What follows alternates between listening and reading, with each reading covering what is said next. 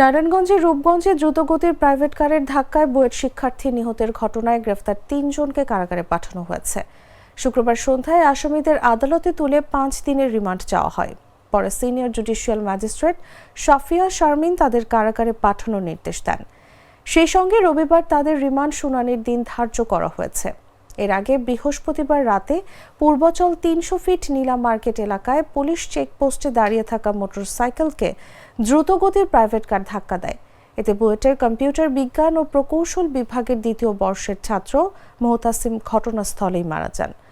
গুরুতর আহত হন অমিত সাহা ও মেহেদি হাসান নামের দুজন। নিহত মোহতাসিম ফরিদপুরের আলফাডাঙ্গার মাসুদ মিয়ার ছেলে। আহত অমিত ময়মনসিংহের মুক্তাগাছার তপন কুমার সাহার ছেলে এবং মেহেদি কুমিল্লা সদরের মফিজুর রহমান খানের ছেলে।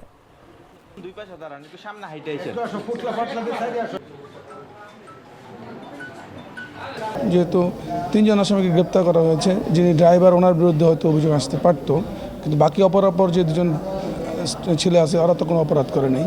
সে বিষয়টা আমরা আদালতকে উপস্থাপন করার চেষ্টা করেছি।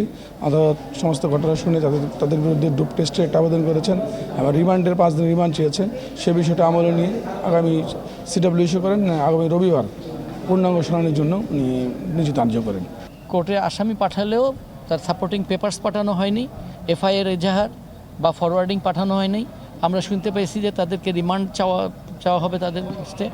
সে রিমান্ডের পেপার, রিমান্ডের অ্যাপ্লিকেশনটা বা আদার্স কোনো পেপার এখনও আসে নাই। যেহেতু এখন পর্যন্ত আসে নাই, যখন আসবে আসার পরে সিদ্ধান্ত হবে।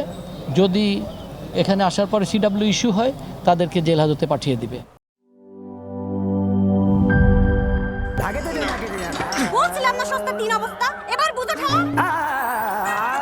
ভালো টিউবওয়েল যে কেন না এবার বোঝো মজা।